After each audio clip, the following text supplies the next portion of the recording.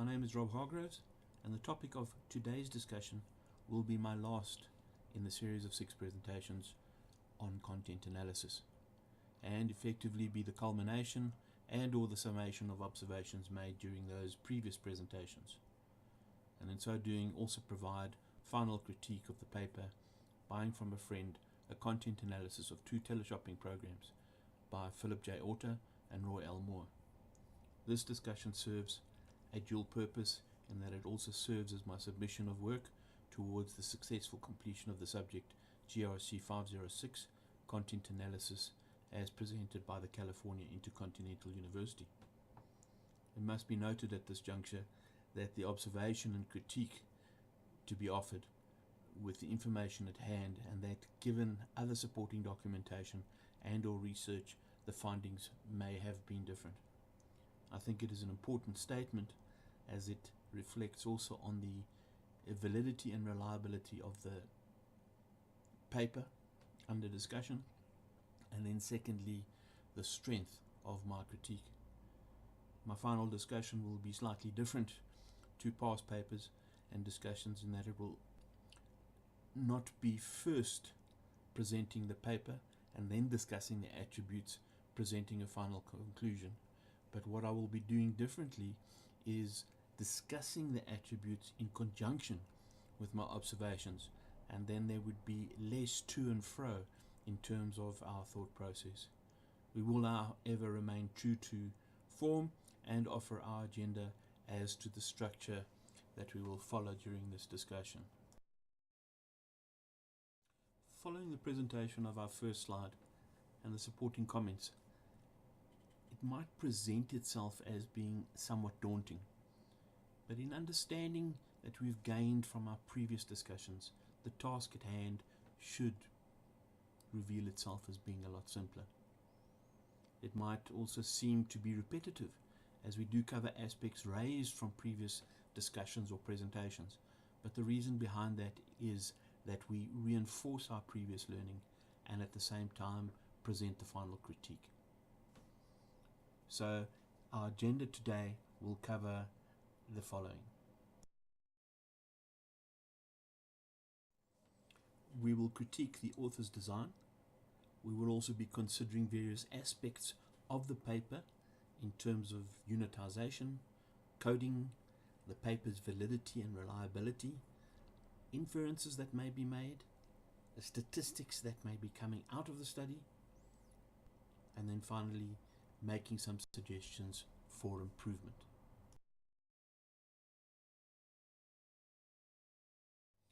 So in going forward with the first part of our discussion, critique of design, and for us to be critical of the analysis, we need to remember 4 attributes that Krippendorf recommends be part of our content analysis, and that is designing an analysis, writing a research proposal, applying the research design, and narrating those results. To offer some validity and reliability to our critique, we need also to explore each attribute in a little bit more depth than what we have done previously in our discussions and presentations.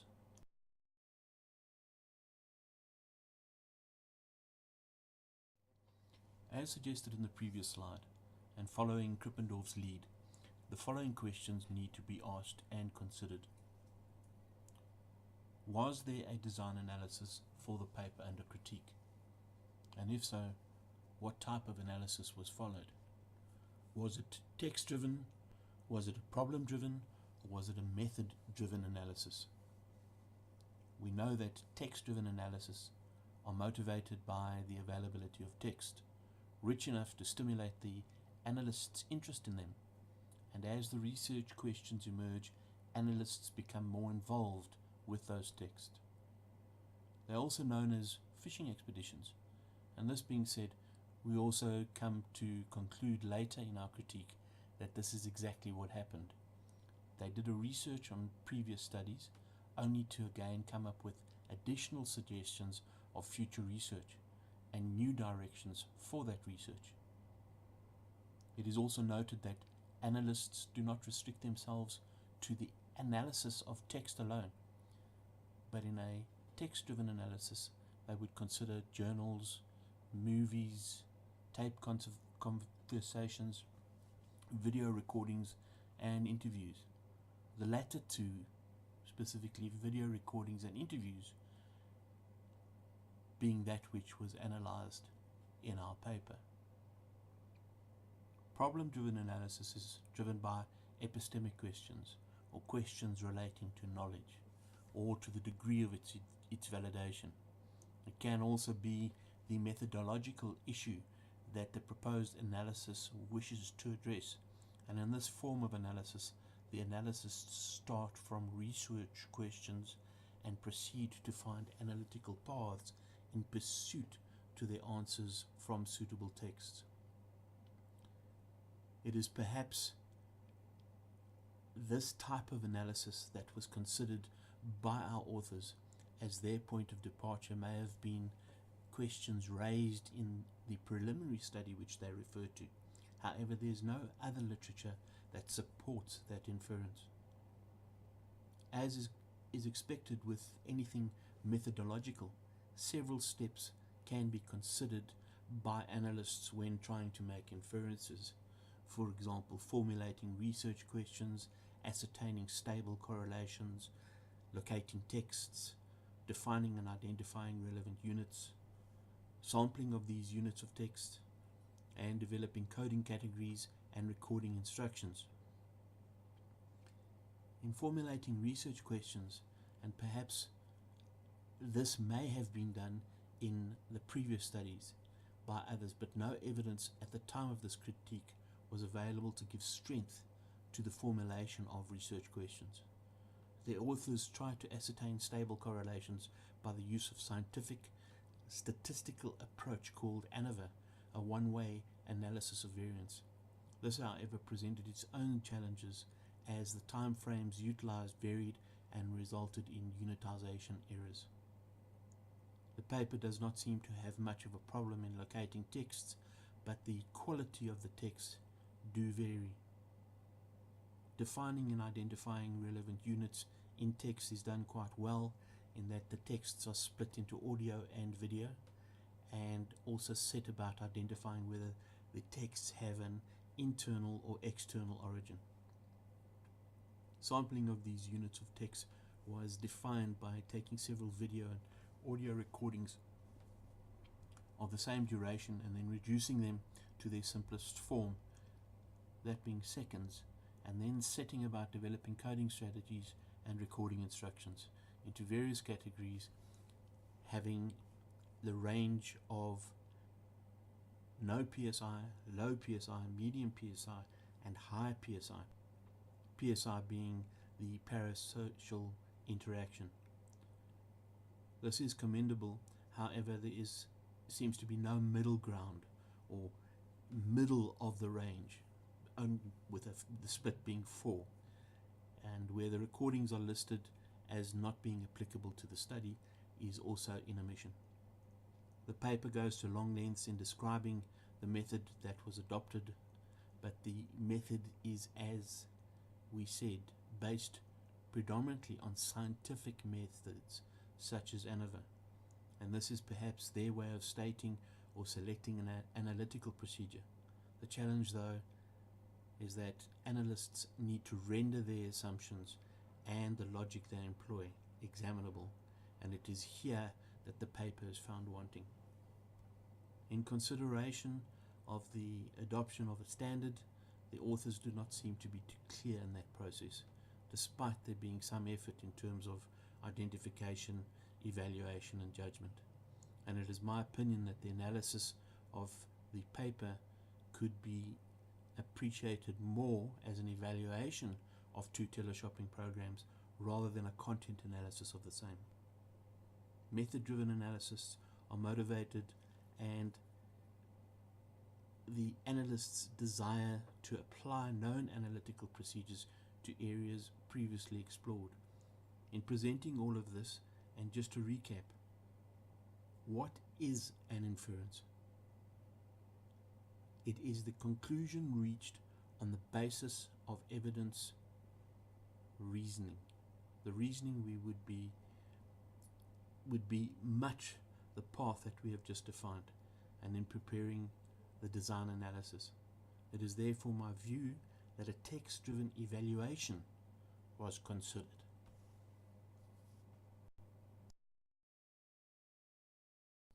In considering the second point, which is when writing a research proposal, 3 considerations or questions must be considered. The first question is whether it has a rhetorical function. That is, the proposed research is worthwhile, or the proponents of the research are capable of delivering what they propose. Second question is there a contractual function? In other words, are we going to deliver what is proposed? And then thirdly, is there an outline of the research proposal?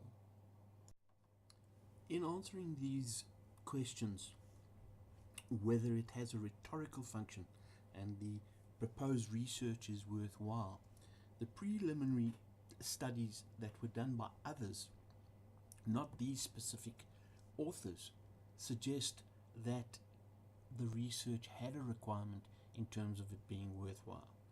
Whether this paper satisfies that requirement, it is not that clear. The proponents of the research are capable of delivering what they propose. Again, not too clear, in that the authors of the paper go on to make suggestions towards the end of the paper relating to directions for future research, suggesting that their research was incomplete. And then lastly, the third consideration, is there an outline of the research proposal? There were 2 questions or 2 goals or purposes set in the paper, and specifically the goal of the preliminary study was to compare 2 teleshopping shows with different formats to see how they utilize parasocial behavior and compliance gaining techniques.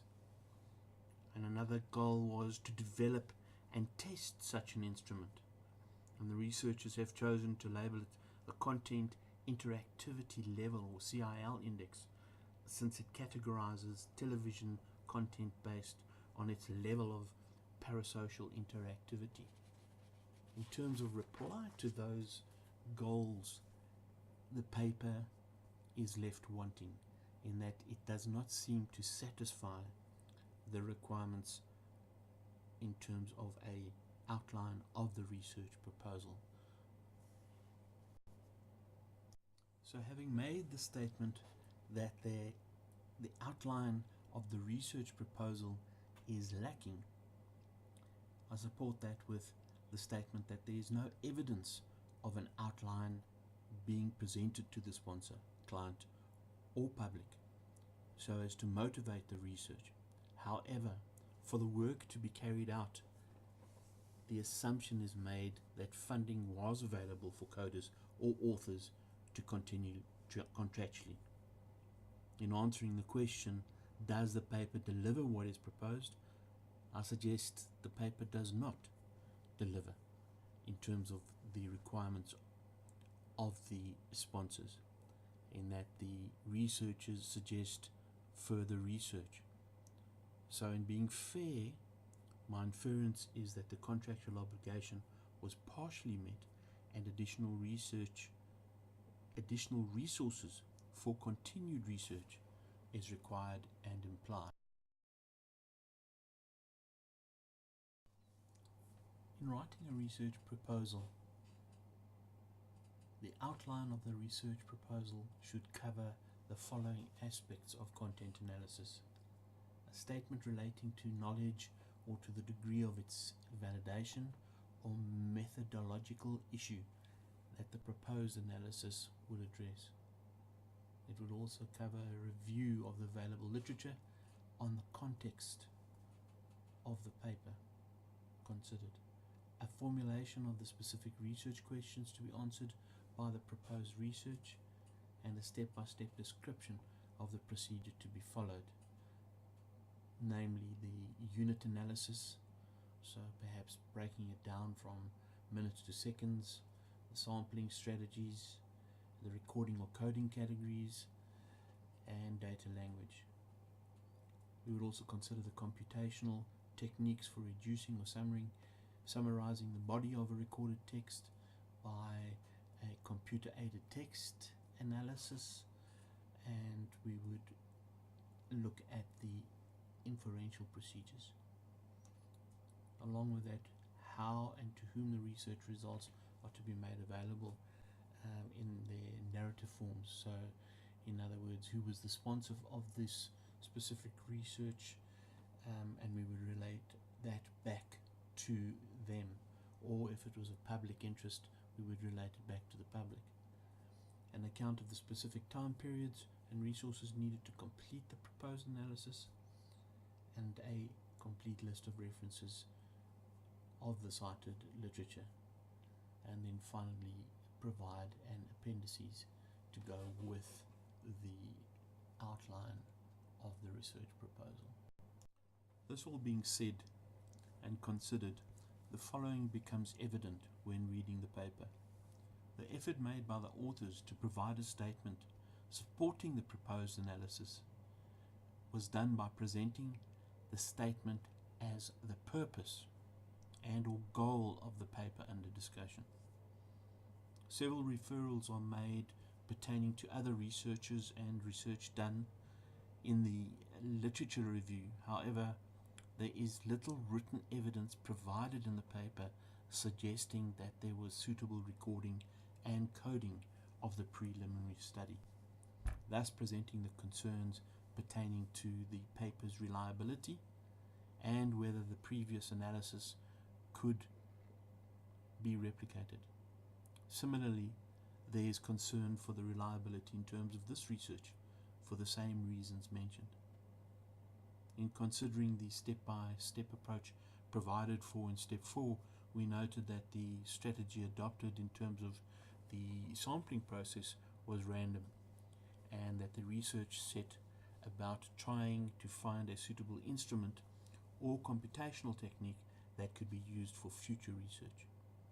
There were, however, no other computer-aided text analysis noted or available, and the paper might have benefited more in terms of validity or accuracy should the recorded text have been made available for retesting.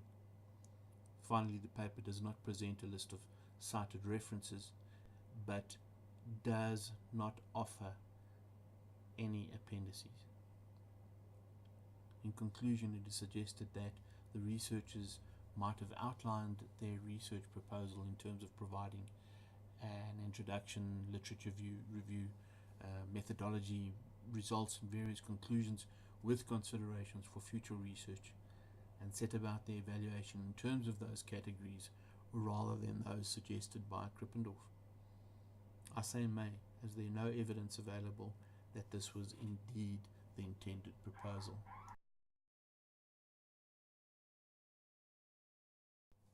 Once we have completed the design and analysis, written a research proposal, we will consider the outline of the proposal and implement the steps of the outline. Pretty much a step-by-step approach, in order that there be repeatability if and when required. The more thorough we are in applying the research design, the more reliable the research can be. And it is at this stage that it is also not strange for the content and analysis to need various iterations or changes in locating unreliabilities, and whilst doing so make the required corrections until the required standards have been satisfied. In continuing with our critique and analysis of the paper, two very important attributes need to be considered, namely validity and reliability. What is reliability? When considering the term in terms of research, reliable can mean dependable, in the general sense, but that's not precise enough definition for our purposes. What does it mean to have a dependable measure or observation in the research context? In research, the term reliability means repeatability or consistency. A measure is considered reliable if it would give us the same result over and over again, assuming that what we are measuring isn't changing. And we want to be able to distinguish between reliability and validity. So if we assume that what we are measuring doesn't change between the time of our first and second observation, we can begin to understand how we can arrive at a statement reflecting the reliability. There are different types of reliability, which are described as inter-rated or inter-observer reliability, and this is used to assess the degree to which different raters or observers give consistent estimates of the same phenomenon. In the paper under discussion, this could not be determined due to the lack of records and coding. The test-retest reliability is used to assess the consistency of a measure from one time to another.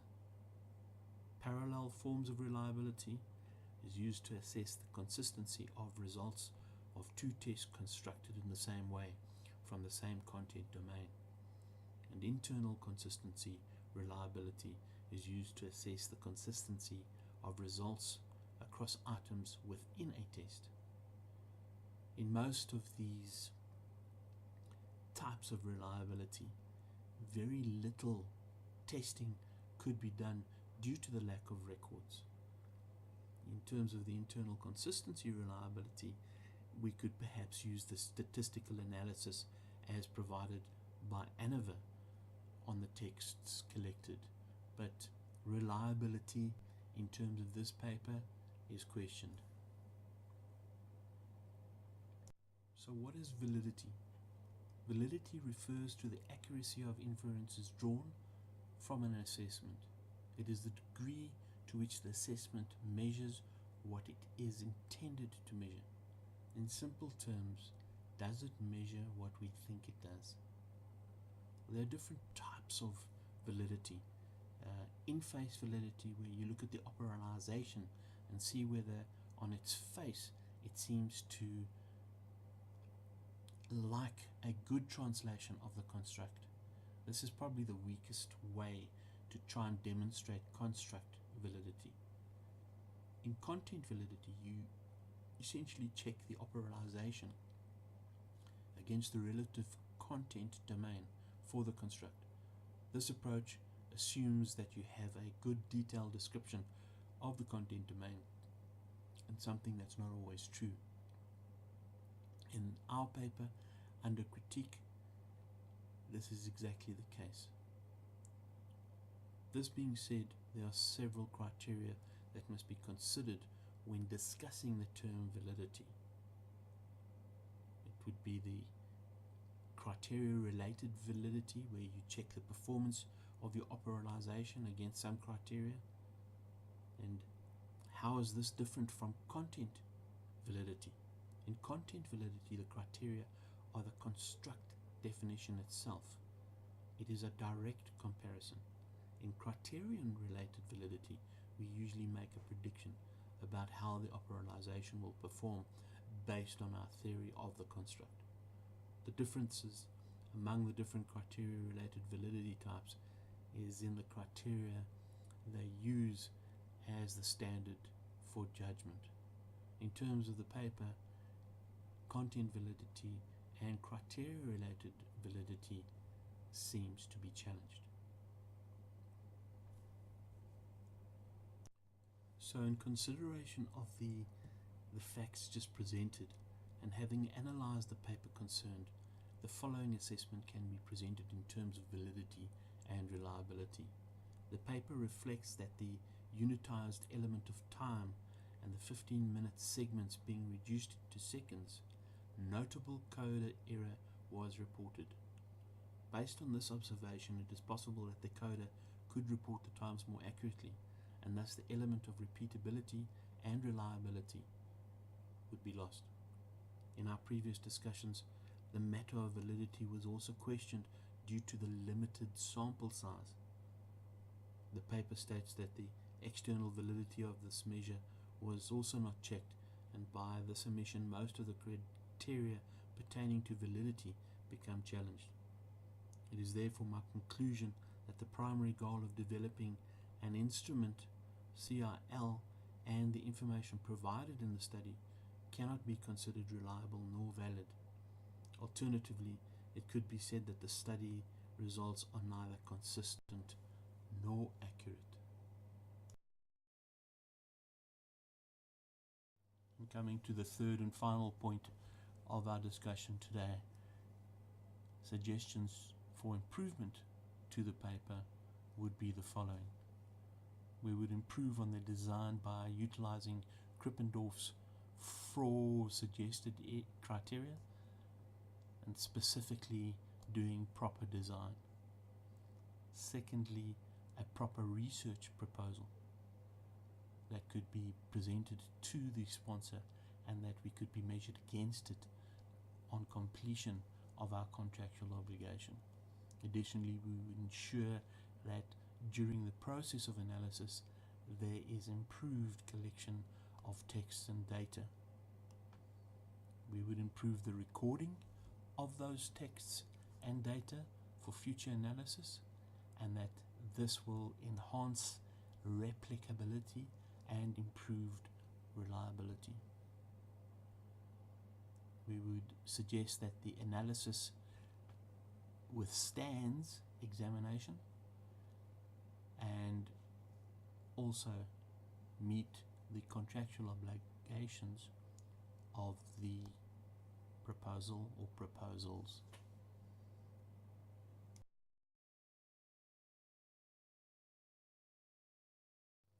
So in summation of our discussion today, we can say that we have critiqued the design of the paper in question, and we have considered the various aspects relating to that paper, specifically the unitization, the coding, the validity and reliability, as well as the various inferences and statistics of the same study. We have also made suggestions of improvement going forward, and I trust that this summation and the presentations that we have made prior to this have added value to your knowledge of content analysis.